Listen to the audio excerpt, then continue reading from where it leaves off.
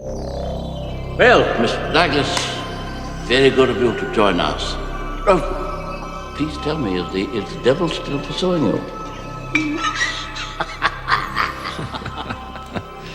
Well, perhaps you could explain to me what you mean by the devil. You seem to be on terms with him. Well, permit me, Mr. Douglas, to tell you something of the devil as I've come to know him. The devil is that element in human nature that impels us to destroy and debase. And what are you about upon this island but destruction and debasement? Oh, well, I can tell you very plainly. No, please don't do that. For 17 years, I have been striving to create some measure of refinement in the human species, you see. And it is here, on this very island, that I, sir, have found the very essence of the devil. What do you mean? I have seen the devil in my microscope, and I have chained him. And I suppose you could say, in a sense, metaphorically speaking, I've cut him to pieces. The devil, Mr. Douglas, I found, is nothing more than a tiresome collection of genes. And it is with great assurance that I can tell you that Lucifer, son of the morning, is no more. Wow. I don't see how any of this specious nonsense justifies these monstrous disfigurements. Well, very simply, they represent a stage in the process of the eradication of destructive elements found in the human psyche. And I've almost achieved perfection, you see, of a divine creature that is pure, harmonious, absolutely incapable of malice. And if in my tinkering I have fallen short of the human form by the odd snout, claw, or hoof, it really is of no great import. I am closer than you could possibly imagine, sir. A modern-day remake of Matthew Vaughn's Layer Kick, a Coen brothers end up with Timothy Chalamet. A Citizen Kane prequel, a Midnight Cowboy sequel, Alvin and the Chipmunks deserve another squeak. There's so many new ways to revisit sideways, but a graphic novel is how we choose to update. But we still hold fast, you can't change the past on the Ruined Childhoods podcast. On our last film, beginning with the letter I, we talked at length about the 2002 mystery thriller Insomnia. This remake of a 1997 Norwegian film was directed by Christopher Nolan and stars Al Pacino as a seasoned Los Angeles detective brought to Alaska to investigate the murder of a woman while navigating a complicated internal affairs investigation that puts him at odds with his partner. Insomnia also stars Robin Williams as Walter Finch in one of his most famous early 2000s against-type roles, playing a shifty murderer. But funny man Robin Williams actually established himself as a serious actor very early in his career. In his second film, Robin played T.S. Garp in the 1982 drama The World According to Garp. He famously played prep school teacher John Keating in 1989's Dead Poets Society, and in 1988 he performed the role of Estragon on stage at Lincoln Center opposite another famously wild and crazy guy, comedian, actor, writer Steve Martin. As discussed on the last episode of Ruined Childhood, Steve Martin got his start as a magician and program peddler at Knott's Berry Farm and Disneyland in the late 1950s before breaking through as a stadium-filling stand-up comic and successful film actor and writer. And despite being a highly public figure, Steve Martin's social life was seldom the focus of his stardom. Though he is now married to his New Yorker fact-checker Anne Stringfield, Martin was once married to actress Victoria Tennant and has been romantically linked with impressive women like Bernadette Peters, Anne Heche, Mary Tyler Moore, Karen Carpenter, and Mitzi Trumbo, daughter of famously blacklisted screenwriter Dalton Trumbo. Steve and Mitzi dated during his early days in stand-up comedy while he was barely in his 20s.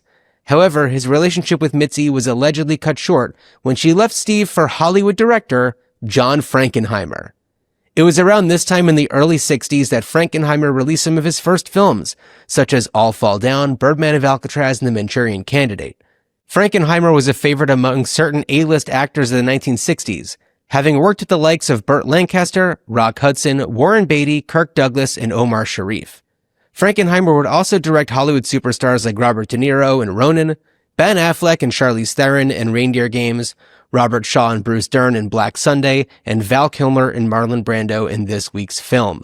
Greetings, Starfighters. This is Ruined Childhoods. I'm John, and so excited to talk to my brother Dan about the 1996 clusterfuck, The Island of Dr. Moreau, an H.G. Wells adaptation about a castaway who ends up on an island populated by the living experiments of a deranged doctor. Dan, throughout this intro, I named 3 actors that were honored by me and my film school roommates when I was a sophomore at Temple University by receiving naming rights to 3 of our living room's seating options. Can you name all 3 actors who had chairs and sofas named after them? They are all actors that I mentioned in this intro. Oh, okay. All right. Give me, okay. I'm going to start with, was one Robin Williams? No. Okay. No, just cause like you mentioned and like, I'll say and leave it here. You mentioned Robin Williams. I was like, God damn, Robin Williams would have been an amazing Dr. Moreau. But, yeah. Yeah. So, all right. So all right. Okay. So, all right. I'm trying to remember the names of the actors. Okay. You know what? We're talking about a domicile. I'm going to guess Victoria Tennant. No, but that's funny. Okay. Oh for 2, I'll but tell you what, 0 for 2, but 1 for 1 with the zingers. Okay. There's nothing like quippy or like witty about it. Yeah. I know. It feels like it's so like if Robin Williams isn't one of them, then I feel like it's going to be so random that like I'm just going to think about like film school douchebags. Yeah. Yeah, but I'm like, did you name anyone that, I mean, Val Kilmer? No. All right. Dan, it was De Niro, Pacino, and Brando. Those are the names of our seats. Oh, geez. Oh, yeah.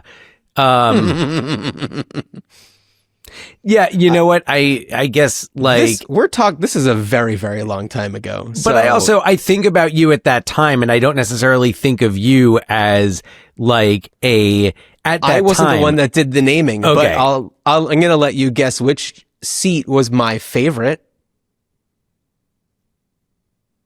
Brando?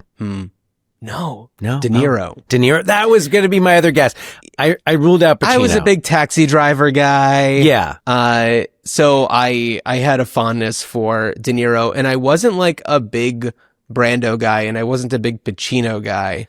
Especially at the time. So, all right. So John went to film school. I went to acting school. Mm-hmm. And so therefore a very similar mentality. In fact, more so because I remember watching films with Pacino, De Niro, and Brando on VHS in the dorm room of, one of my friends at the time, Dave Kelly, screenwriter of 2018's Robin Hood. Oh, okay. And no, he had like this amazing like VHS cabinet, and he had like all like I saw so many movies for the first time with him and Bill Ellsman, Chris Kahn, Jeremy Corwin. Bill and Chris, by the way. I mean, Jeremy, I don't know what he's been up to, but, Bill and Chris working like steadily. So, yeah, cool. Anyway, so shout out to those guys, cause we watched a ton of movies together. I think I remember watching On the Waterfront. I remember, I haven't watched On the Waterfront in a really long time. And yeah.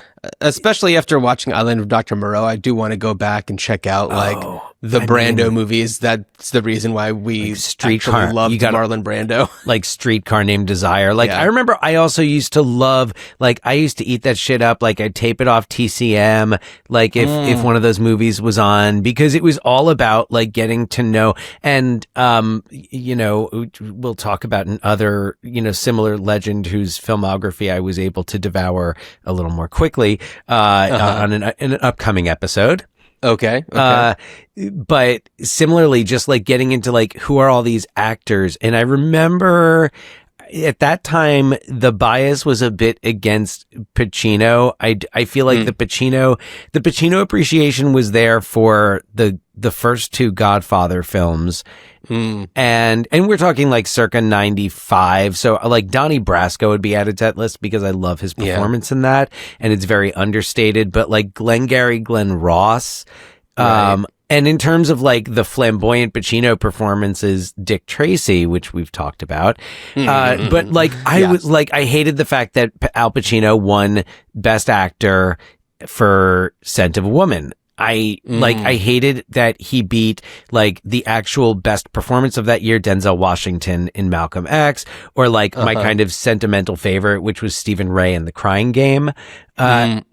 So, and like, I'm trying to think who else was nominated, like Clint Eastwood in Unforgiven. But like Pacino and it felt like that performance especially was like, what is this injustice that like this year you're deciding we're not going to give the award to someone who deserves it for the performance they gave in this year, but we're going to give it to him because, hey, he's doing great. He's doing great. He's been doing great. You know, he's been having fun. We like him. Let's give Al an Oscar. And he deserved it for so many other films because you go back, you watch, Serpico, Right. Well, also, we've talked before about how, awards are they're so right. Yes. No. That. But also and when I was a political thing, But at that age, when I was like 15 or 16, and I was really passionate about this shit. But anyway, the tangent is studied, especially like Dave loved Scorsese, and that's like this was how I had seen Scorsese's films. I was aware of Scorsese. I owned a copy of the Goodfellas screenplay that I bought off some like table in the West Village. But we watched Taxi Driver, and then in college, a few years later, I played John Hinckley in a production of Assassins, and I watched Taxi Driver several times because I was in John Hinckley because that's what Robert De Niro would have done. And I watched also a ton of Jodie Foster movies I hadn't seen. Well, that's before. what John Hinckley would have done. Yes. Yeah. Oh no, but me, as the actor. Right. Yeah. It was like, I got a method. It was so pretentious, but like also like, it's like naming the furniture De Niro, Pacino, and Brando.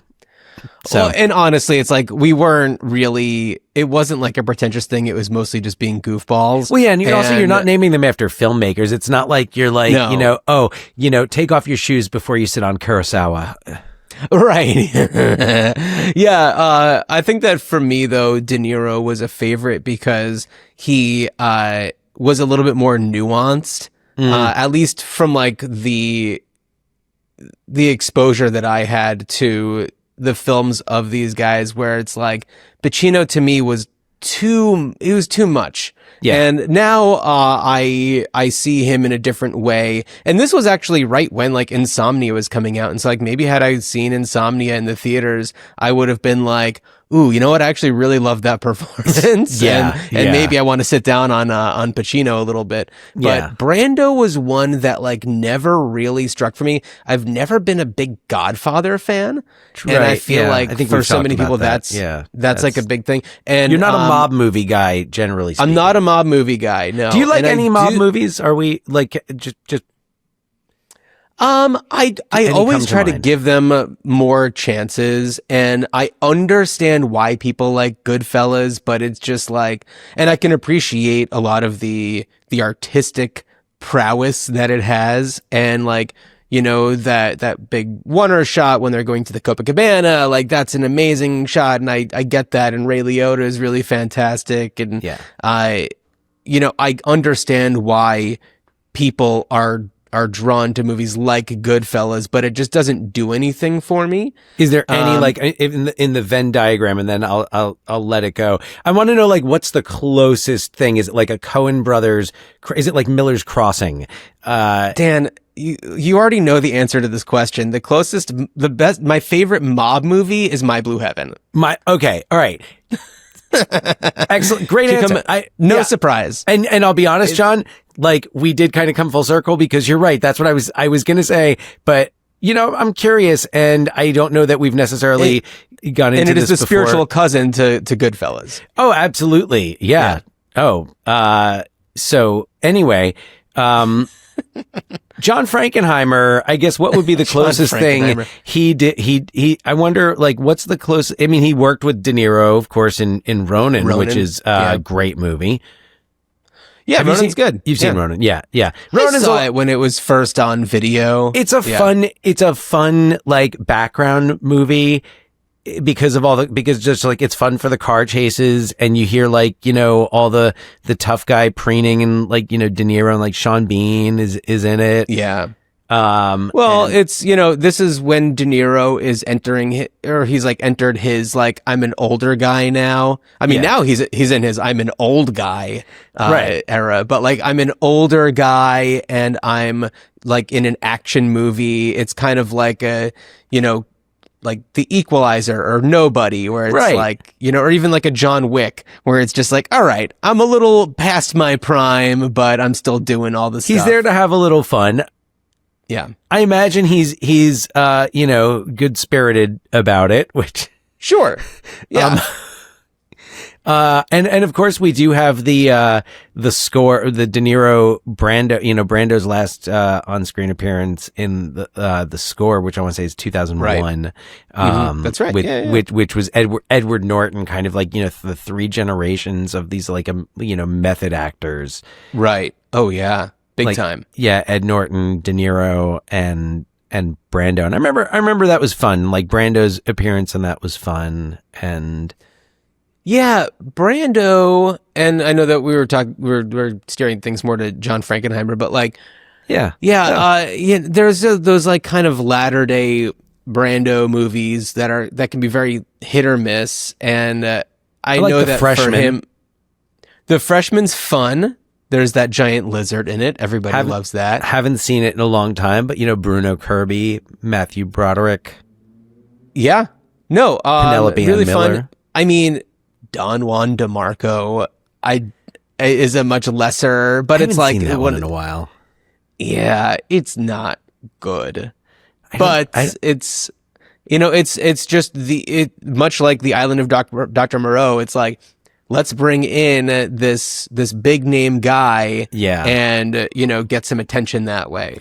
Well, and again, New Line Cinema, and New Line Cinema. And as we get into the Island of Dr. Moreau, I feel like there's two separate conversations to be had, and like there's a conversation about this specific production, and then a conversation about the actual like story, because this is not we are talking about the 1996 film, but there were other films. In fact, like it's interesting, you talked about Insomnia being a remake of an did you say 1977 or 1997? No, 1997. Okay, never mind. Because I was like, because the previous Island of Dr. Moreau was 1977, and with Burt Lancaster and Michael York. Michael York, thank you. Mm-hmm. So, but there had been other exposition.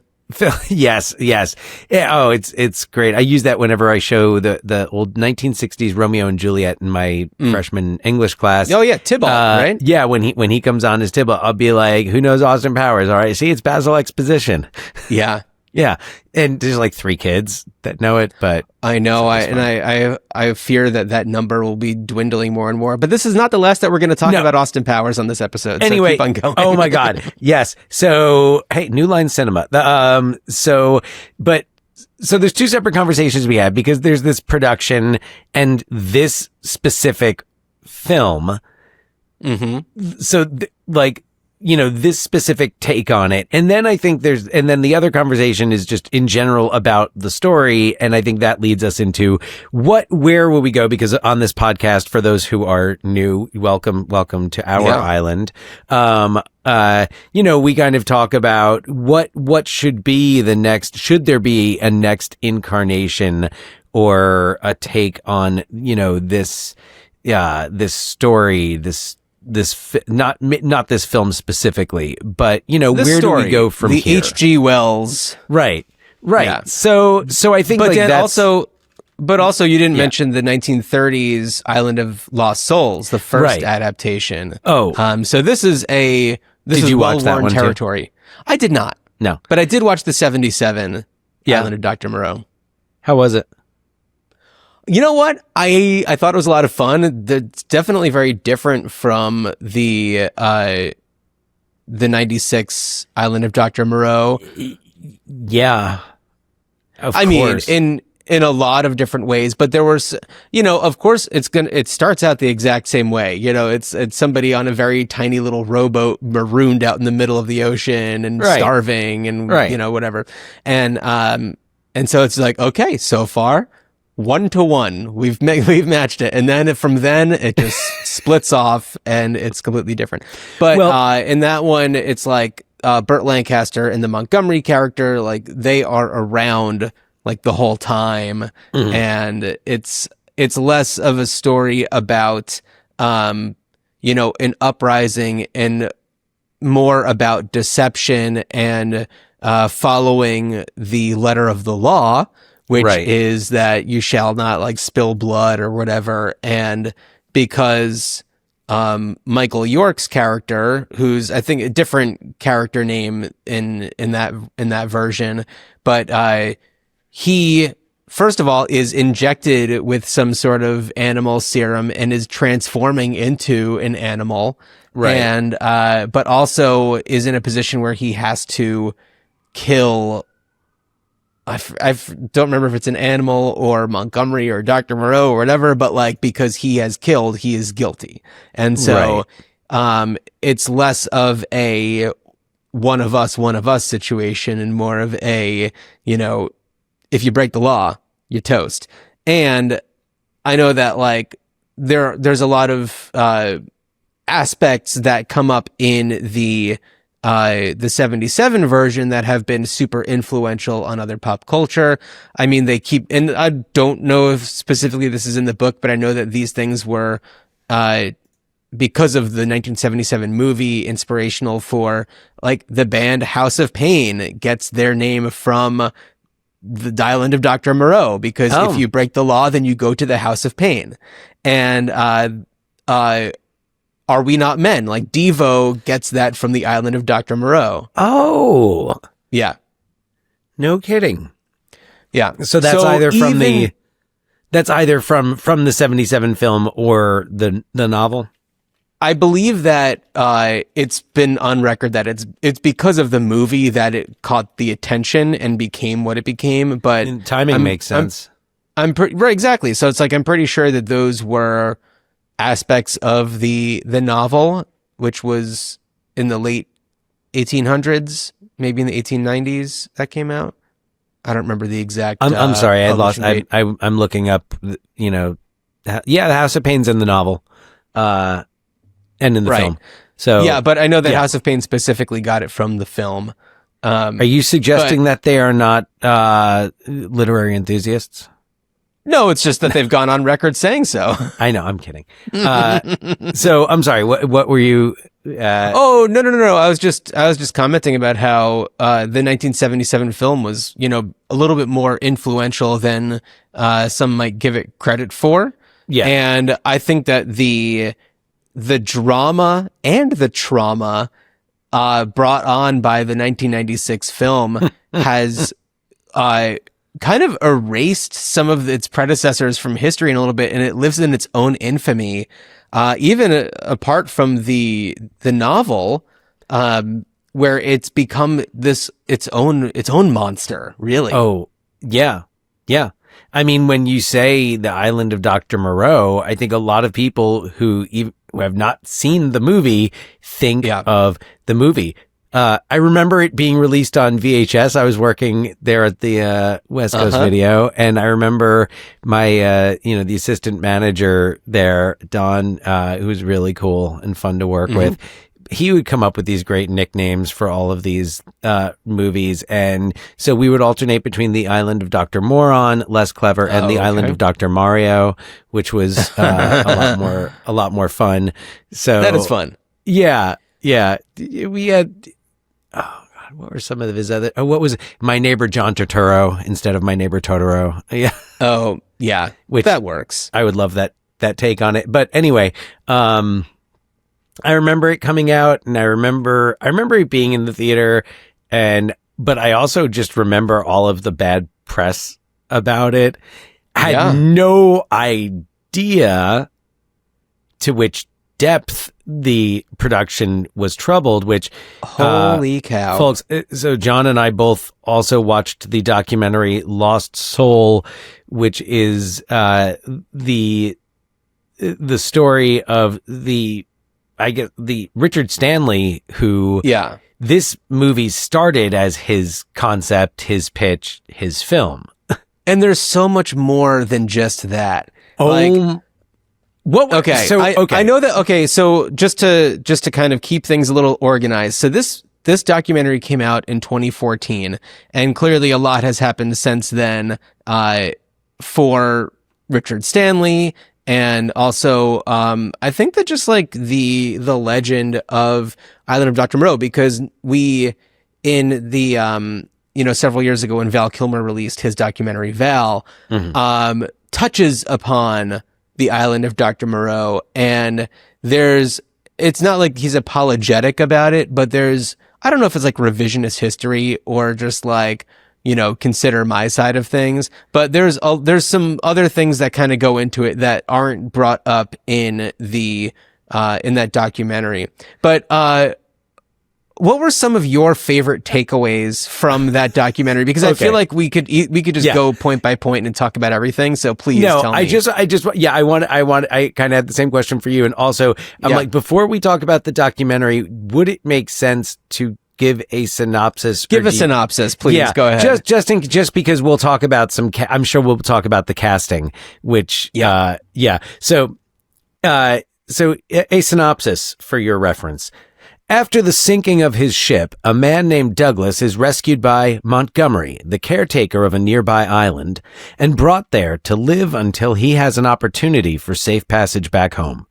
As Douglas explores the island, he learns that it is under the control of Dr. Moreau, an expatriate scientist set on blurring the lines between what it means to be human versus what it means to be animal. During his stay, Douglas becomes entranced by Elisa, Dr. Moreau's daughter, and earns the trust of many of the island's human-animal hybrid inhabitants. Douglas also becomes central to the imminent deconstruction of the order set by Montgomery and Dr. Moreau, and the subsequent humanimal uprising. As Dr. Moreau, we have Marlon Brando. As Montgomery, we have Val Kilmer. As Douglas, we have David Thewlis. As Elisa, we have Fairuza Balk. And then we have Sayer of the Laws, played by Ron Perlman. And there's the character who's worth a mention, especially in the context of the documentary. Yeah, Maling? Yes. Oh, well, there's also Nelson De La Rosa. Nelson De La Rosa. Got to talk about Nelson De La Rosa there. And we will. Maling, played by Marco Hofschneider, who's in a film called was Europa, which is a excellent. It's a hard movie to watch. I've never seen it. But I want to watch it because I feel like he deserves some more attention. No, yeah, and that's partially why I'm bringing it up, because he's a great actor. Oh yeah, also Tamora Morrison, who people might recognize as Jango Fett from the Star Wars prequels. Oh, okay. Yes. And you know who else? Oh my God, I'm blanking on his name. I'm sorry, I'm gonna have to look it up. But another one of the performers in it. As you're looking him up, can I also I got to call out another, because Tamora Morrison is a indigenous actor from New Zealand and is in a film that I actually have not seen, but called Once Were Warriors, which I've heard is really an excellent movie about and from that culture. I want to say the Maori culture. So okay, so I wanted to call out the actor who played Lo Mai, Mark Dacascos. Dacascos, yeah. Do you remember Mark Dacascos? In the movie, it's kind of hard because I mean, do you remember him at like what he? I remember him as like an action. In. He's like an action. He was the guy from Only the Strong. Right. Yeah. He was the main guy from Only the Strong. So you'd never recognize him in this because he's a leopard man, but sure enough, he's there. But it's a completely. He also was one of the like direct to video crows. Right. Yeah. So it's really an incredible cast on paper. And and the way that I mean, it's like Ron Perlman had a very, insignificant role, and he was certainly not the Ron Perlman then that we know now. He was, still kind of getting started. He had done the Beauty and the Beast series on TV. Yeah. He had done some of the Genet and Caro, I think, also around this time. Well, the City of Lost and Children. he had also done, and he was doing the like Guillermo del Toro kind of like early works. So it's not long after this he's in Alien Resurrection. So, but yeah, no, he's not. This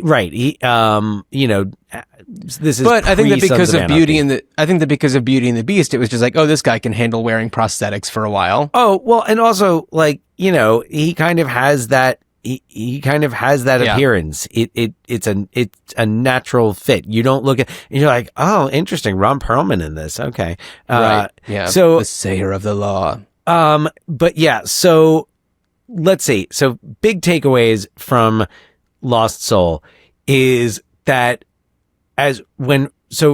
the production gets out of control. It starts as kind of a small production. Richard Stanley, who like loves the story, loves the book, and he's really passionate about the project and has like a really clear vision for it. It's kind of bonkers.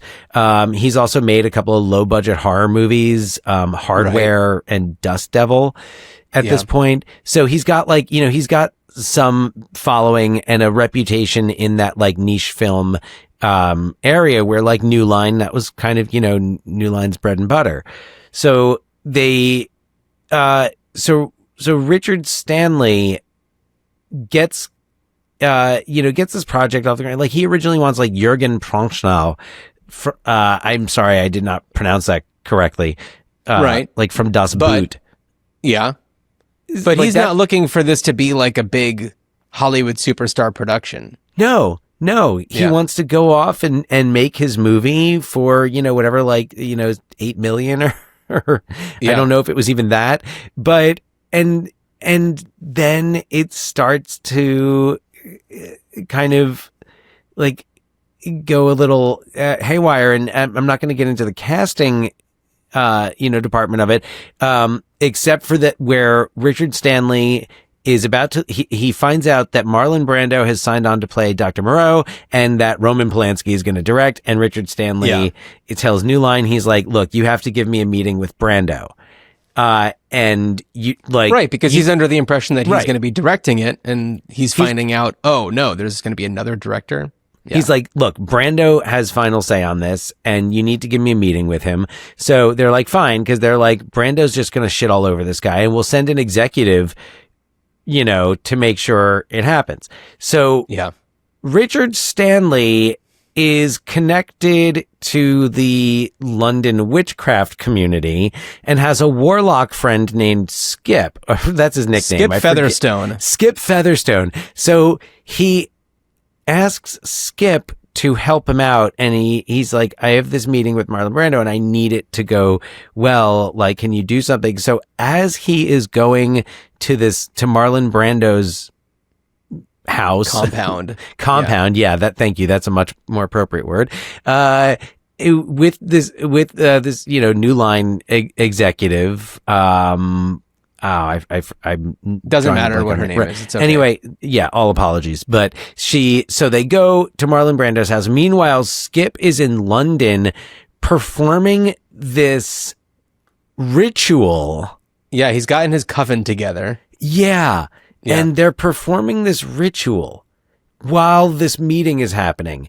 And what happens in this meeting is they go into the house and they sit down, and it's a little warm in the house. And, the exec is kind of, schwitzing a little bit. So Marlon offers to turn on the air conditioning. He turns the AC on, right? He's a gracious host.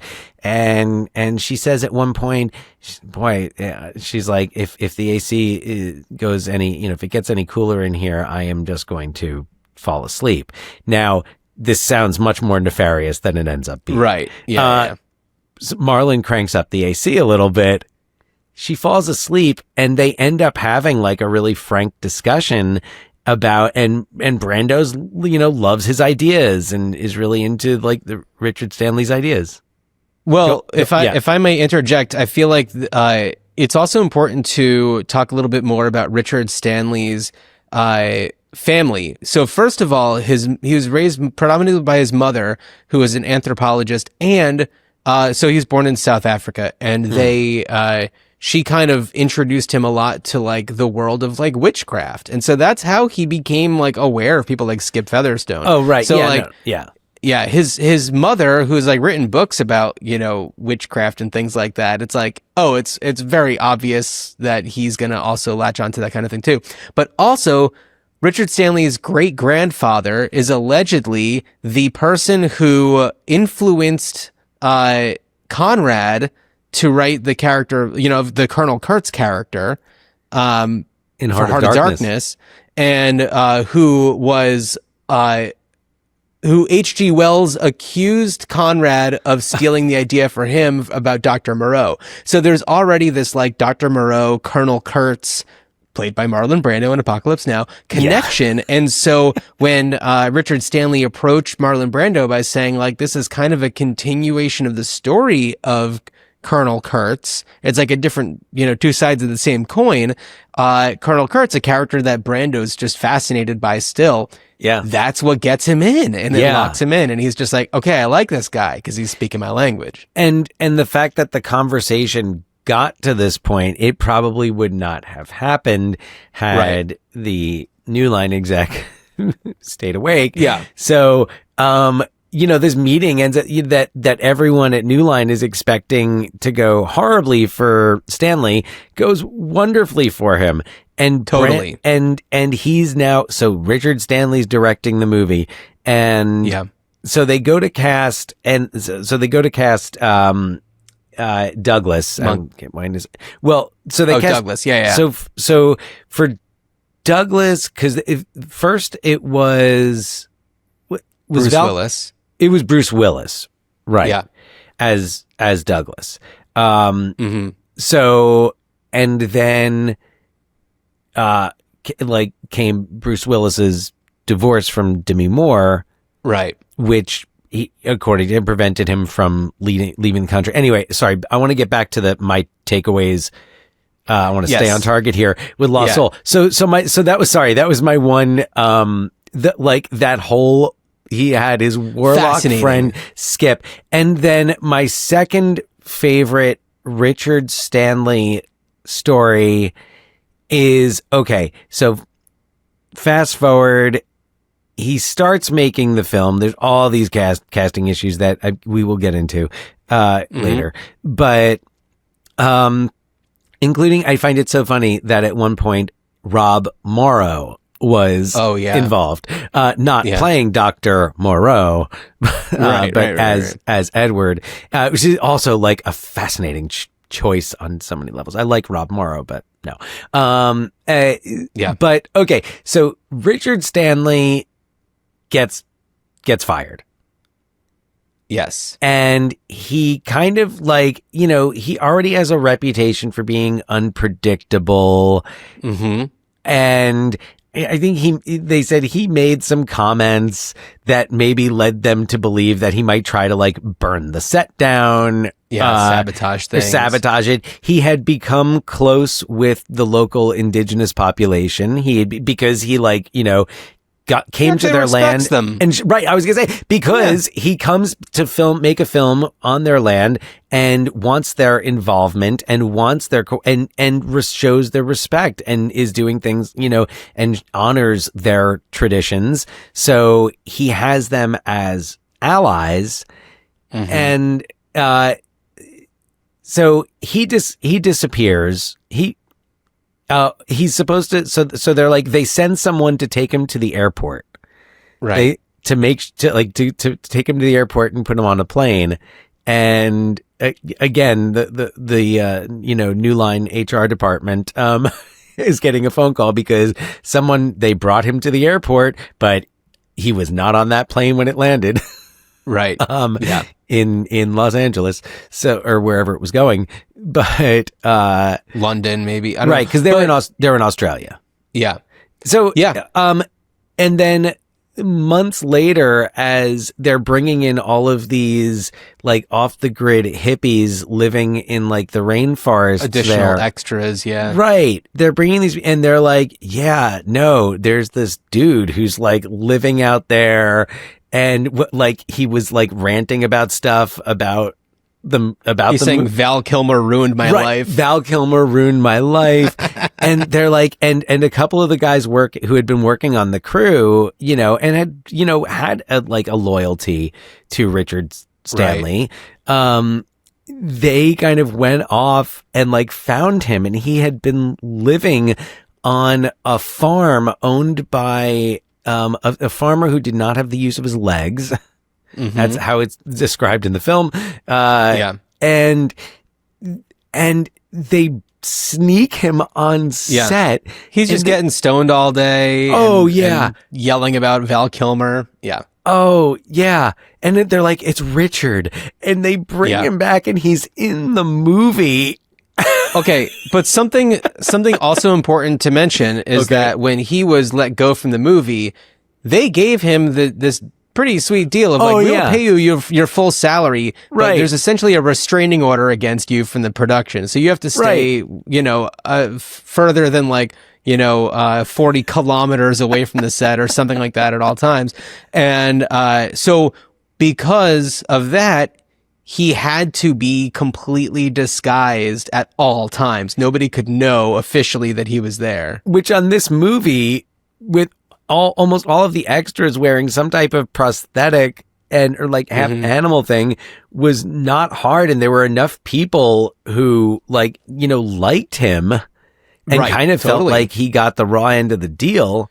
Yeah. So they were totally, and the funny thing was Fairuza Balk. Oh, Fairuza Balk. Story about Fairuza Balk is, I don't know if you were playing the story about Fairuza Balk. Basically, Fairuza Balk stormed off set and told her driver, take me to Sydney, apparently not realizing that Sydney was on the other side of the continent. Yeah. Yeah. Country, also continent. So Richard Stanley is back on set. He's an extra. And some of the stuff he has to do is he's standing next to all of these gasoline cans. And they're like, here, take a torch and all that. And they're like, the guy who they thought was going to burn down the set, they basically put in a position to burn down the set. Right. And I guess nobody knew until for the most part, nobody really knew until the rap party or... It's amazing, and he still has the mask of the dog man that he was. It's amazing. But anyway, I highly recommend watching this documentary because there's so much more. What were your major takeaways? Well, my favorite moments certainly were the ones that you mentioned. I mean, I love the Skip Featherstone bit, and also it's with anything that Richard Stanley says, I feel like I have to slap a big allegedly on it because when there are things that other people can corroborate, then it's just okay, well, yeah, then there's that. But there are certain things with him, and also all of the weird omens that were happening right as everything was falling apart for him. Skip Featherstone got some sort of radiation poisoning or something. There was a PA who got bit by some crazy spider. There was Skip died. A hyena. Skip died, right? Yeah. And then, then all this shit starts happening. Yeah. There was a hyena incident. And it's interesting because it's kind of like a monkey paw situation. Yeah. Where be careful what you wish for, because it's yes, he got what he wanted. He got to be the director on this movie. But as a result, all of these incredibly awful things happened around his orbit. And, interesting guy, Richard Stanley. He recently directed this like H.P. Lovecraft adaptation with Nicolas Cage. I watched the trailer. It looks very low budge, schlocky. That was like 2019, and he hasn't really done anything else. He pretty much disappeared for a while. He recently had an abuse allegation against him that caused the production company he worked with on that Nicolas Cage movie to sever ties with him, and I think that he's like countersuing or something. I don't know, it's messy. No, I mean, yeah, this is not someone like, yeah, this was someone who, like, you know, of course he couldn't handle a, you know, all of those personalities. It was not surprising to me that things kind of got out of control. And he, you know, I feel he can handle, like you feel for him. He can handle a low budget, no name actor thing. He's not there to be, you know, right, dealing with the egos of Marlon Brando and Val Kilmer. Well, and then also you have, you know, according to this documentary, well, not just according to the documentary, but in real life, like, you know, Brando's daughter had committed suicide as he was supposed to begin filming. So, of course, like, Brando was like already probably not in the headspace. So he shows up on set, and it's kind of like the type of thing where you know that you could do whatever you want. So it's kind of like it's his, it came across to me like it was his therapy almost to just kind of, you know, like when he's like Fairuza Balk tells the story about, you know, she wants to talk about character and connections, and he's like, hey, look, I'm getting paid, you're getting paid, let's just, and it's like things like, you know, he sees Nelson de la Rosa and falls in love with the smallest man on the planet. Right, smallest man on the planet, you know, big celebrity there in Dominican Republic, and but Brando is just like, I want him in every scene. So that's where Marco Hofschneider, like a lot of his screen time and a lot of his role, like kind of as Moreau's, like, you know, favorite, goes to Nelson de la Rosa, which, and that of course spawns, we've got the South Park's Island of Dr. Mephisto. Yeah, Mephisto and Kevin. Yeah. And Mini-Me, speaking of Austin Powers. Right. Yeah. Well, I mean, when I was watching Island of Dr. Moreau and I saw them with the pianos, like playing the piano with the small piano on top, I was just like, oh my God. I did just not the even two clock of us. that's where Austin Powers got that. And it's like, it wasn't even that long after Dr. Moreau came out that they did Spy Who Shagged Me. No, like 3 years. Yeah, just a few. Well, 96 to 99. Austin. So the first, International Man of Mystery was 97. Spy Who Shagged Me was 99. Was that 99? Wow. Yeah.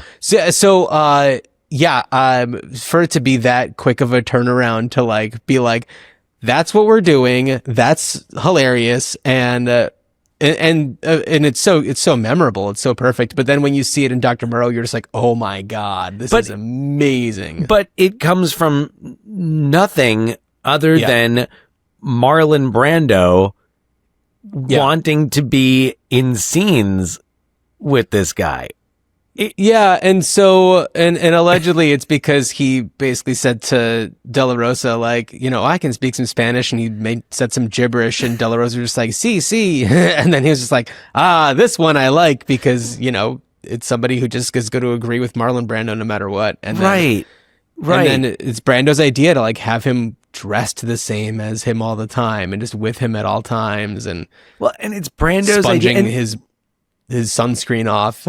Like some of Brando's ideas are actually like good. Like the idea of painting himself white because of the heat and the sun. I'm like, especially if you're like, you know, the size of Marlon Brando at that time, like that made the ice bucket on the head so strange. Like so strange, but it's also like, all right, I get the logic, but this was also the type of movie where no one was saying no, that it just came to like, we need to get this fucking thing done.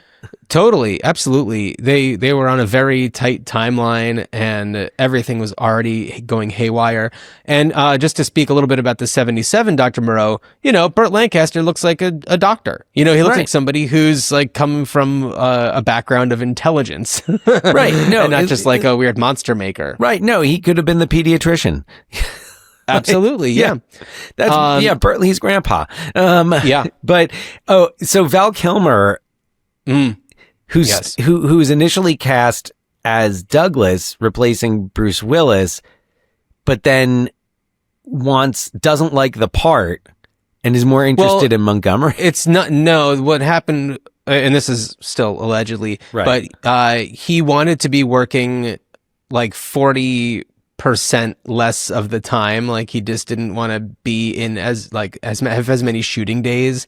So the solution was, okay, you'll just be Montgomery, Right. because that's 40% less shooting days. And he also finds out like during production from like Variety or something that according to his documentary, he is served divorce papers on set.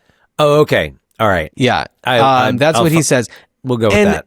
and not to give him a pass for anything, but I feel like that explains a lot of his on-set behavior. In addition to, he's just come off of Batman Forever. Yeah. And, one of the biggest stars out there, but also getting negative reviews. He's in this position where he needs to, I don't know. He's going through like some psychological trauma that's all like compounding on each other, like his personal life and his work. All of his critical, I guess, downfalls, where he's like, he went to Juilliard. He was supposed to be like a serious actor, and then like his world is just kind of crumbling around him. And so of course he's playing all of these games, and the view that he gives in his documentary from Dr. Moreau is a more rosy one from his perspective. He always had a video camera on him. He was recording everything. So, he shows this moment where Brando's on that like hammock on the set, and Brando's like, give me a big swing, like give me like swing me or whatever. And so it's a very playful relationship according to his version of things, which, as we can see from like everybody else who was there, it's like that's not what it was like. And also like we hear from others that there were these standoffs between the two of them of like, I won't leave my trailer until Brando comes out, and Brando's like, I won't leave my trailer until Kilmer comes out of his. And so and by the ugly. way, like, I mean, like, especially considering the personalities involved, especially considering the circumstances surrounding them, I have absolutely no trouble believing that all of the above is true. Yeah. And that they had moments where because the two of them, it doesn't, I wouldn't be shocked if either of them was laughing, joking, playing 1 minute and like pissed off the next. So Totally. like, that's totally on brand for both of them. On Brando. Yeah. Ooh, okay. I couldn't resist it. You could have, but that's okay. Kilmer We're here now. Yeah. Anyway, so I have no trouble. And I haven't seen the Val Kilmer documentary, but that's a valuable perspective, and it's important to see that and to know that, like, no, they weren't always throwing tantrums. Like, yeah, I'm sure that the trailer incident happened because it's been corroborated time and time again. Yeah. But I also have no trouble believing that they were genuinely having fun in the hammock. Sure. Right. And that was probably what they needed.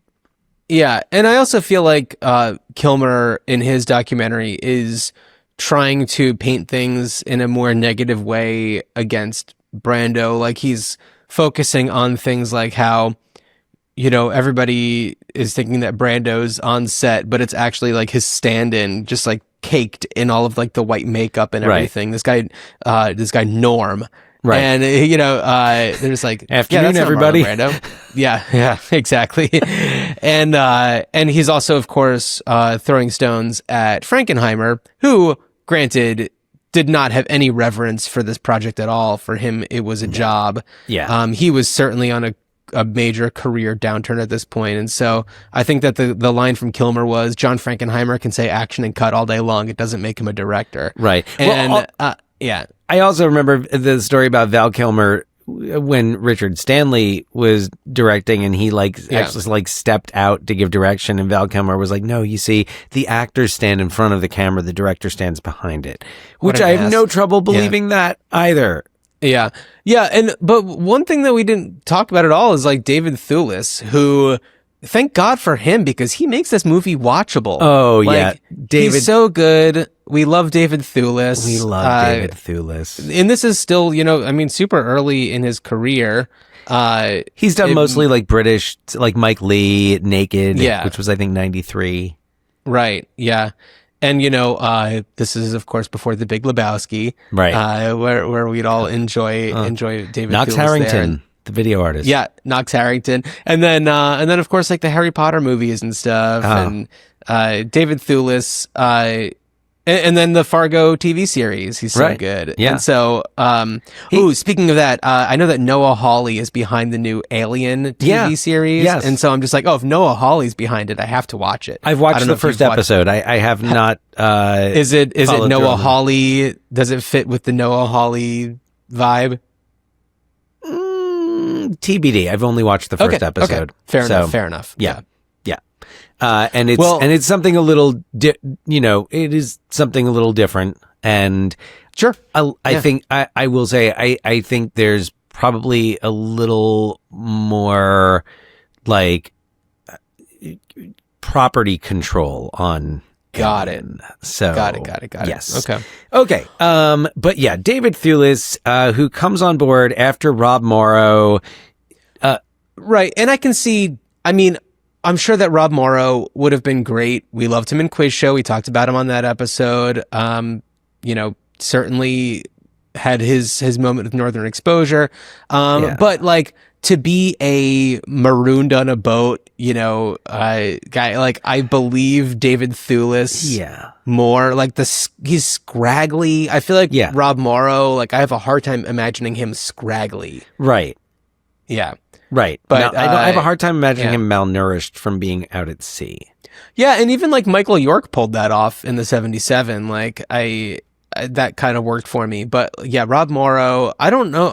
I'm surprised that he even became part of the conversation. And it would have been interesting to see how Bruce Willis would have been in that role. But like, this is pre-Sixth Sense. I could see, right. Well, it's mid-career and, where Bruce Willis is looking to get away from action. I've been listening to the audiobook of this book, Last Action Heroes, which is basically, it's a fun popcorn read. Okay, so as an avid listener of the Action Boys podcast, which I highly recommend, they talked about that book and they said that there's a lot of errors in it. Oh yeah. And they found out that the guy who wrote it like subscribed to their Patreon and stuff. And so and they're just like he definitely listened to us and then I don't know, made some wrong entered some wrong things into the book. So take that book with a grain of salt. Oh yeah. Whatever. It's fun. Sure. Yeah. I mostly love the Seagal shit talk. It's, you could find that anywhere. Yeah, I know. But anyway, but also for Bruce Willis, cause 12 Monkeys was that 95? Actually, no, it was early. 12 Monkeys comes out like late 90s or early 96. Early 96. It might have had like a qualifying, although I don't think I think it was eligible for the following year's Oscars even. Got it. Okay. Yeah. Well, be that as it may, it predated. I remember seeing it in January 96. Yes. But it would have tracked with like the type of films that Bruce Willis was going for at that time. Yeah. Ethereal, there's some sort of weird science fiction-y thing going on. Stepping aside from like a more traditional action role that he had done, at that point 3 times already with Die Hard and all of the other copycats. And Hudson Hawk and Striking Distance and all the other things that he's been doing. So it makes sense that he would have been attracted to this and it's post Pulp Fiction. Right, but also it's understandable that going through personal issues, he'd want to be maybe close to his family and not in Australia for an indeterminate amount of time, although at that point nobody would have known. He could have gotten swept away in a hurricane for all he knew. And David Thewlis works really well for me. I think that he's really fun to watch. He makes the movie enjoyable. Wasn't because he also, who Richard Stanley wanted in the first place, or wasn't he one of I don't know, but it wouldn't surprise me. But I feel like you need somebody like David Thewlis, with a Val Kilmer and a Marlon Brando, somebody who isn't as big of a name, but somebody who's bringing actually trying to act. He's centering. He really anchors. Yeah. What there is to anchor. Yeah, and I feel like between him and Fairuza Balk, there's people in there who are really trying and making the movie watchable. And this is a movie, and we're already coming up on an hour talking about this, but the movie itself, it's watchable because of all of the drama behind it. And it's the type of movie where it's I could watch this movie again almost any time because I'm going to be looking out for all of the weirdness behind the scenes coming through and trying to see okay, that's probably something that Richard Stanley was involved with versus that's something that Frankenheimer was involved with. And and just looking out for knowing all of the weirdness that Val Kilmer was bringing to it, making weird decisions that don't make any sense, but it's they're so far behind schedule that nobody can say no. Right. Or it's they finally got him out of his trailer, and so they're not going to tell him to not do what he's doing. Got to do something here. John Frankenheimer's famous line, "I wouldn't direct the Val Kilmer," or something like Val Kilmer. I wouldn't cast the Val. Or what was it? If I was directing the Val Kilmer story, I wouldn't even cast that prick. Yes. There we go. Thank you. Not that John Frankenheimer's behavior was exemplary, nor, no, you wouldn't expect it to be. Here's this guy who was, cranking out these classics in the 60s. Totally. Seconds. We love Seconds. Right. Yeah. Which I feel shares some DNA with Island of Dr. Moreau. It's experimental science. Oh, yeah. Yeah. But it wasn't. We love that. He was known more for the it's Manchurian Candidate, The Train, right, and all of his Burt Lancaster movies, coincidentally, with Burt Lancaster being Dr. Moreau in the other version, but yeah. But he was he was part of that breed of director that was the shouty and I'm gonna just berate you until you give me the performance I want. See also William Friedkin, who I love, comes from a different school. Such a bully. Yeah, a bully. Type of filmmaker. And especially when he's not making a project that he's particularly passionate about. Right. Yeah. When he basically New Line asks him to do it and he's I'm just going to ask for a ton of money and a 3-picture deal. And he's I don't want to do this. And I'm assuming they won't give this to me. And then they give it to him. So yeah, totally. They were desperate. They needed something to happen. So yeah, I don't know anything else about this specific production. Well, Dan, I want to know what were some things, because I talked about some things that I actually liked about the movie, David Thewlis being one of them. What were some things that maybe you actually liked about this movie?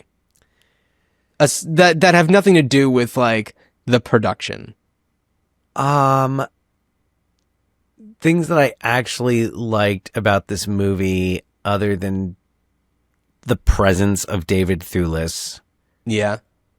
I didn't even need him to work hard. I just kind of needed him to be there. Yeah. Geez, the effects and the makeup, the Stan Winston Studios. Oh my God. Absolutely. It looked gorgeous. The cinematography is great. The prosthetics and makeup, they're great. They're eerie. They're creepy. I remember I tried to watch this movie before and I was I don't know, this body horror. Can't the pig lady. Yeah. Oh, she's funny on the documentary too. She's really funny.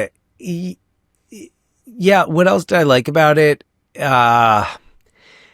it's like there are moments where I'm just able to sit there and be like, yeah, you know what? I'm going to have a couple of minutes of fun watching Val Kilmer do weird shit, like do weird, like Marlon Brando impersonations.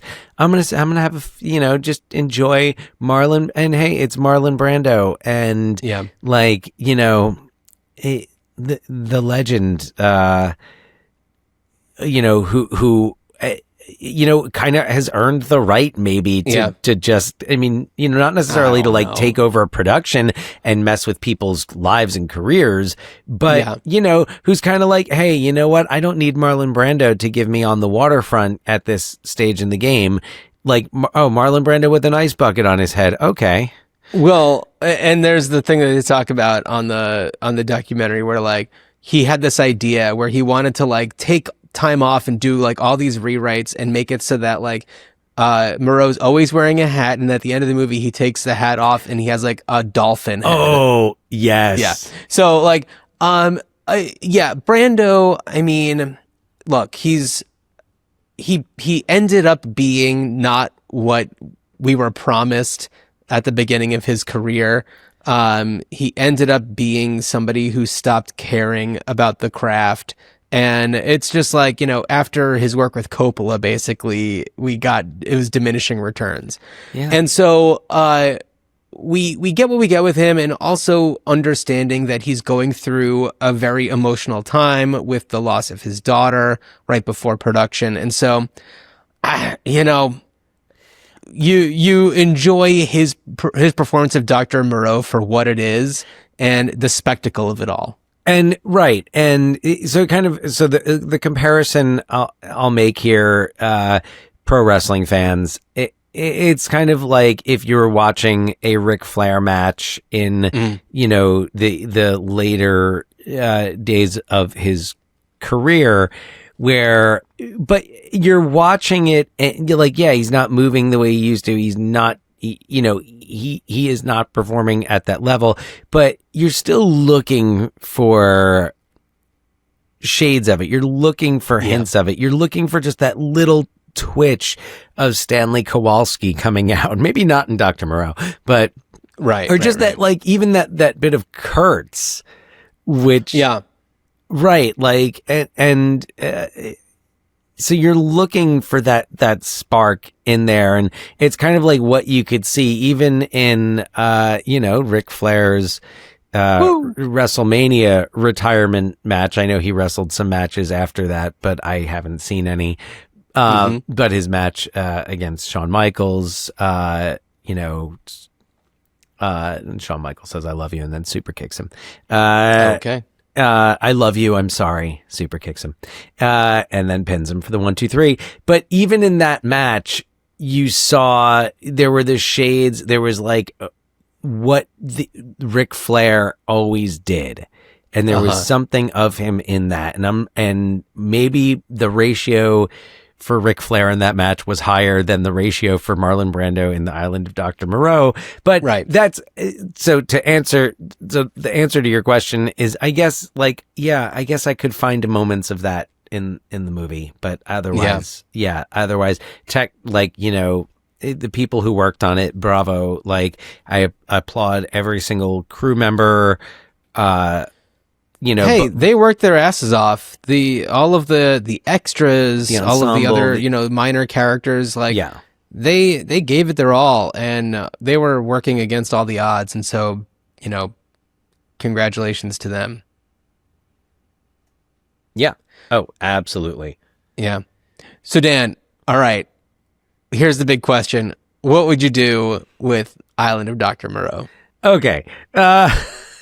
So, all right. First of all, let's talk about, I think, what is the obvious evolution of Dr. Moreau's vision and the true realization of it.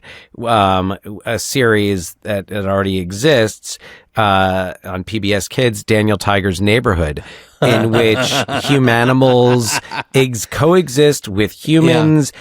And it is the ultimate vision. There's no violence, and it's Moreau's dream come to pass. is this utopia that we know of as Daniel Tiger's Neighborhood. Right. Right. So, you could look at King Friday as almost the heir to Dr. Moreau's throne. Yeah, I mean, he's human. I mean, a puppet. But, well, I guess in Daniel Tiger's Neighborhood, it's cartoon. So he is, a human in a world of humanimals. Got it. Okay. Well, yeah, Daniel Tiger's not human. No. I was talking about the king. Oh, the king. Yes. Yeah. Oh, yeah. All right. So there's that. One thought I think when I started watching the movie was about the a musical, something that would evoke cats. Perhaps not a musical film, but then I watched Lost Souls and I was like, well, that would even make a better musical. Or like an opera, like Richard Stanley as a character in a musical is amazing. Like, you could get so creative with the casting, have the actor that's playing Rob Morrow then double as David Thewlis. There's a lot. Yeah. And I have yet to see like Bruce or I don't know what the current title is of the musical about the making of Jaws. It was Bruce when it played in when it was in Seattle. But so that would have been, I think that would actually be really fun. I think if you're going to remake this now, of course, like, this is from a novel. It's from an 1896 novel. Yeah. So these things are always ripe for readaptation, especially as we have like, similar ethical questions arising. I would say, and I don't know if this is something that Studio Ghibli would actually do, but I would love to see that take on this story. Well, I mean, Spirited Away contains, that transformation. So, I mean, I see that. I think that's why that might be like, it's kind of already in the brain. I was like, I would love to see an animated take on this tale, but I feel like that's the style I would want to see it. So, yes, I think that's pretty much what those are my ideas. Okay. Fair enough. What do you want to do? Well, I feel like we've finally found the movie, that has ruined its, the reputation of the source material. We have this iconic H.G. Wells movie, and of course, or this H.G. Wells book, and of course there are plenty of other H.G. Wells properties that have been adapted and have remained, still in high regard. But I feel like the legend of the 1996 Island of Dr. Moreau has perhaps surpassed the H.G. Wells novel in infamy, and it's kind of sullied the good work from H.G. Wells in the late 1800s. And so I don't know. I don't think that there is a way to revisit that source material and do something new, because the mark that's been left by the 96 Island of Dr. Moreau, it casts a very, very large shadow. That's for sure. And so, I do feel like this is the one movie that's like ruined childhoods. It has effectively like destroyed the reputation of its source material. Like, certainly as time goes on, it's gonna be remembered more for this movie than for the actual original novel. Am I wrong? No, I don't know. It certainly, but there's an argument makes there.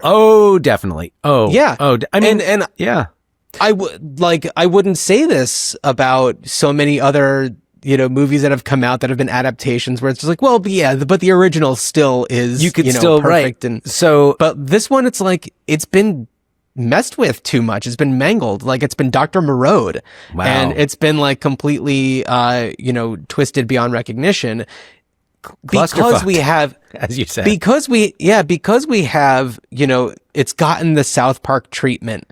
It's gotten like, it was lampooned in Austin Powers. Like the way that this movie has created such a the big parodies fat ripple have more kind of artistic credibility than the original. I know, it's really wild. So there are a couple of different things that I think could be done. Of course, there's like the disaster artist treatment where you make a movie about the making of the movie, and or a musical. Well, I feel like keep it simple, because you have the story of Richard Stanley, who is coming to this project with like a really personal drive and passion. It ruined his childhood. It ruined his childhood. And then to then be in a position where you are on the set of your movie that was stolen from you, and you are an extra and you are holding a torch next to giant like things of gasoline, like you could just go out, you could just end it on that. And it's like, that's it. And it's the story of somebody who's been wronged by Hollywood and who's been, destroyed by the system. It's somebody who's an independent filmmaker who has been, the Hollywood system has like shattered his dreams to the point in reality where like he goes into hiding for a long time, not just at the farm of a guy who doesn't have use of his legs, but like, he said to Firuza Balk, like, I don't think I want to make movies anymore. No, it ruined his childhood dream. It ruined his childhood, because one of his childhood dreams was to make a movie of the island of Dr. Moreau. I know. Yeah. So anyway, that's kind of where I would see things, is to do something absolutely. Get Billy Zane back as Marlon Brando. Yes, and that's something I wanted to talk about. I really want to see Waltzing with Brando. Yeah. The new movie where Billy Zane seems to look and sound a lot like Marlon Brando, and it's the story of him wanting to buy an island and develop an island that's like uninhabitable, basically, like that's completely toast. And this island, so Waltzing with Brando is a movie about it, but like this island is like a resort destination that people can actually go to, and I'm sure it costs like a crazy amount of money to go there. But if you go to, I think it's like thebrando.com is like the website for the resort on his island. Yeah. But yeah, I was like, man, I really want to see Waltzing with Brando to prepare for this episode, but that's not possible right now. No, but hey, like I'm definitely interested. Oh yeah, his island in Tahiti. Yeah. Referenced. So yeah. Right. So I feel like Billy Zane is like, look, we love Billy Zane. We've talked about Billy Zane plenty, and it's like for him to be Brando is beautiful. I love it. Yeah, who would you cast as Val Kilmer? Jack Kilmer, his son. I don't know. Oh, okay. I don't know who would actually do justice to Val Kilmer, but like, that's. It would be it's kind of tricky. Like Domhnall Gleeson as David Thewlis. Oh, 100%. He'd be great, Thewlis. Well, Dan, before you tell everybody what we're going to be covering on our next H episode 300 of the Ruined Childhoods podcast. Holy cow, which is not the Holy movie cow. we're doing. I want to thank everybody who's been tuning in for the past 299 episodes. And for anybody who has left us comments anywhere or rated or reviewed us on like Apple Podcasts, Spotify, YouTube, everywhere, really appreciate it. We want to see more of those coming in. And definitely, if you leave a comment somewhere or a review, we'll shout you out. We'll talk about it a little bit. Email us ruinedchildhoodspod@gmail.com, because we'd love to hear what your takes are on any of the movies that we're talking about. We are currently we're almost at the end of our third season, where we are going up the alphabet and down the alphabet with movie titles. We went from A to Z. Now we're on our way from Z to A.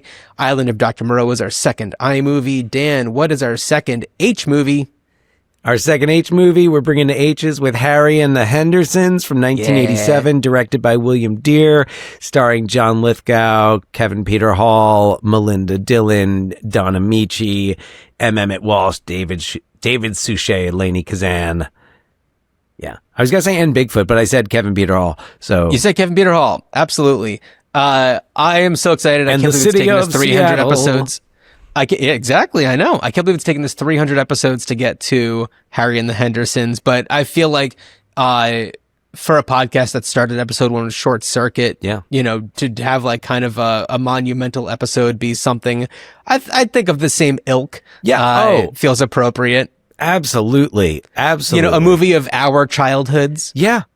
Yeah. I owned the novelization. I am sorry I do not have Ooh. it to this day. I know. We'll talk Yes. about that next time. But Dan, as you are marooned and whisked away to the island of Dr. Moreau, I wish you a good journey. Good journey.